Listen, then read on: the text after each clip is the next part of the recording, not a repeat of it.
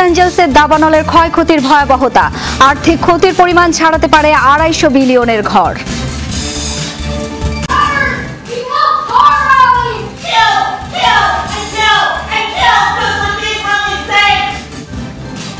গাজা ইস্যুতে বক্তব্যের সময় ফিলিস্তিনপন্থীদের তোপের মুখে মার্কিন পররাষ্ট্রমন্ত্রী, ইসরায়েলের দোসর ও যুদ্ধাপরাধী আখ্যা ব্লিনকেনকে।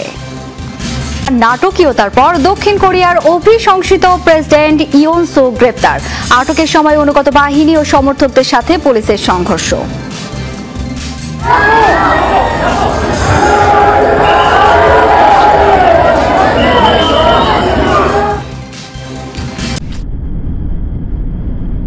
জানালা খুললেই দেখা মিলত সমুদ্রের। প্রশান্ত মহাসাগরের কোল ঘেঁষে নান্দনিক আর বিলাসবহুল একটি বাড়ি যেন ছিল জাঁকজমক সহ লস অ্যাঞ্জেলেসের আভিজাত্যের প্রতীক।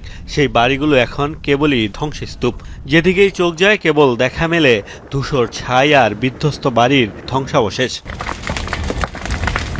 মঙ্গলবার পূর্বাভাসের চেয়ে কিছুটা কম ছিল বাতাসের গতিবেগ। বাকিগুলো অনেকটাই নিয়ন্ত্রণে আনা গেলেও এখনও আতঙ্ক ছড়াচ্ছে প্যালিসেডো এটনের দাবানল। প্যালিসেডের দাবানলের মাত্র 18% নিয়ন্ত্রণে এসেছে, আর এটনে নিয়ন্ত্রণে এসেছে 35% আগুন।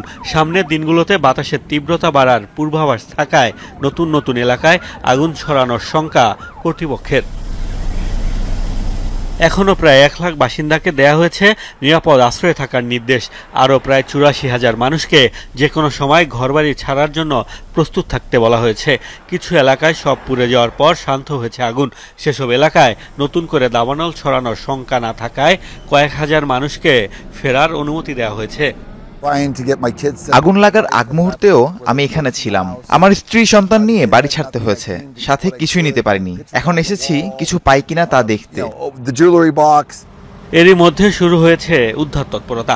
প্রাণের খোঁজ তো চলছেই, ধ্বংসস্তূপ সরিয়ে খোঁজা হচ্ছে মরদেহ। দীর্ঘ সময় তল্লাশি অভিযান চলবে বলে জানিয়েছে ফায়ার সার্ভিস। আমাদের উদ্ধার কর্মীরা তল্লাশি চালাচ্ছে। ক্ষতিগ্রস্ত প্রতিটা স্থাপনায় এই তল্লাশি চলবে। আমাদের প্রধান লক্ষ্য ঘর থেকে বের হতে পারেনি এমন কোনো ভিকটিম আটকা পড়েছে কিনা সেটি খুঁজে বের করা। এত বড় পরিসরে ক্ষয়ক্ষতির সাক্ষী খুব বেশি হইনি আমরা। দাবানলে ক্যালিফোর্নিয়ায় এখন পর্যন্ত 12,000 স্থাপনা ক্ষতিগ্রস্ত হয়েছে। আর্থিক ক্ষয়ক্ষতির পরিমাণ ছাড়াতে পারে 250 বিলিয়নের ঘর।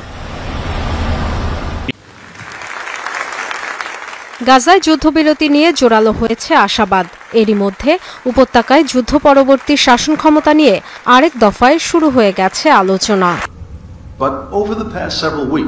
ওয়াশিংটনে আটলান্টিক কাউন্সিলের আয়োজনে এই ইস্যুতে কথা বলছিলেন যুক্তরাষ্ট্রের পররাষ্ট্রমন্ত্রী অ্যান্টনি ব্লিনকেন। তার বক্তব্য বেশি দূর এগোনোর আগেই শুরু হয় শোরগোল। তাকে যুদ্ধাপরাধী, গণহত্যাকারী আখ্যা দিয়ে তীব্র প্রতিবাদ জানান এক ফিলিস্তিনপন্থী নারী।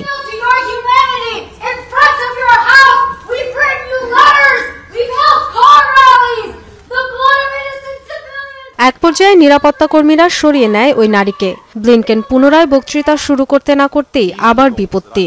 এবার সেক্রেটারি অফ জেনোসাইড আখ্যা দেয়া হয় তাকে। হাজার হাজার ফিলিস্তিনিকে হত্যার দায়ে ক্ষমা পাবেন না ব্লিনকেন, চিৎকার করে এমন মন্তব্য করেন আরেকজন।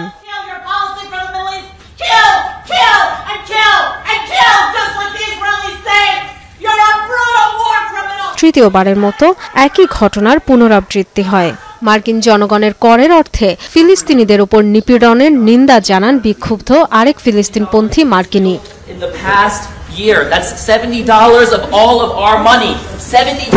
তীব্র প্রতিবাদের মুখে যেন ভাষাই হারিয়ে ফেললেন ব্লিনকেন। থতমত পরিস্থিতি থেকে নিজেকে সামলে নিয়ে বক্তব্য শুরু করতে বেশ কিছুক্ষণ সময় লেগে যায় তার। দখলকৃত পশ্চিম তীরে ইসরায়েলি বাহিনীর সাথে ব্যাপক সংঘর্ষ হয়েছে ফিলিস্তিনি যোদ্ধাদের।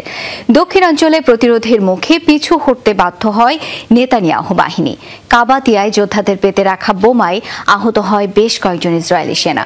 হেলিকপ্টারে করে তেল আবিবে নিয়ে যাওয়া হয় তাদের। অন্যদিকে পশ্চিম তীরের জেনিনে এখনও চলছে ইসরায়েলের আগ্রাসন। বর্বর বিমান হামলায় প্রাণ গেছে আরও 6 ফিলিস্তিনির। আহত হয়েছে বেশ কয়েকজন।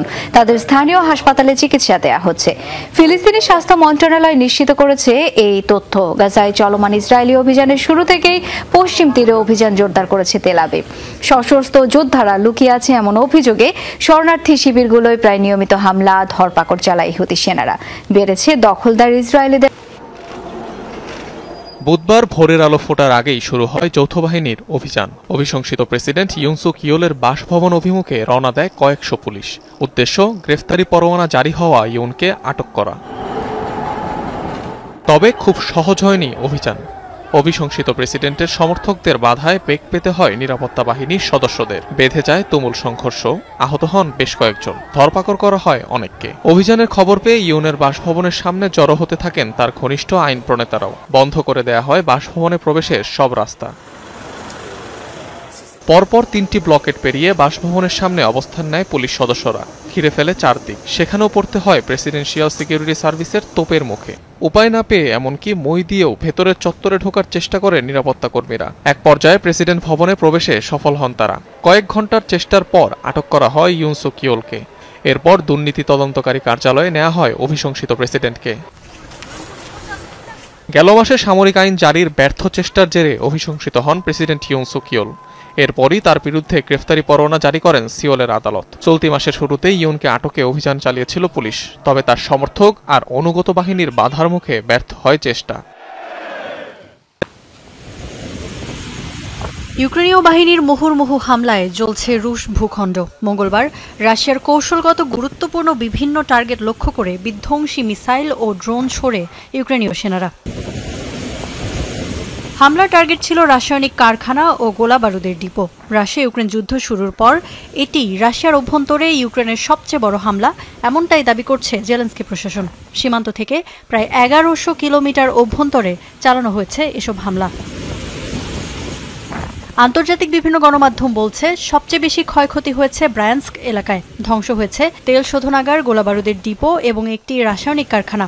দক্ষিণ পশ্চিমাঞ্চলীয় এলাকা কাজানেও একটি গ্যাস সংরক্ষণ স্থাপনায় হয়েছে ব্যাপক ড্রোন হামলা।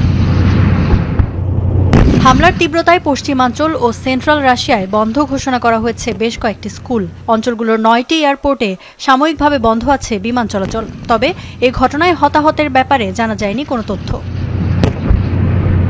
এসব হামলায় যুক্তরাষ্ট্রের দেয়া ক্রুজ মিসাইল ব্যবহার করা হয়েছে, এমন তথ্য দিয়েছে বিভিন্ন আন্তর্জাতিক গণমাধ্যম। রাশিয়া বলছে তাদের আকাশ প্রতিরক্ষা ব্যবস্থা ভূপাতিত করেছে বেশ কয়েকটি ATCMS মিসাইল ও স্টর্ম শ্যাডো ক্রুজ মিসাইল। তবে এ বিষয়ে এখনও কোনো মন্তব্য করেনি ওয়াশিংটন।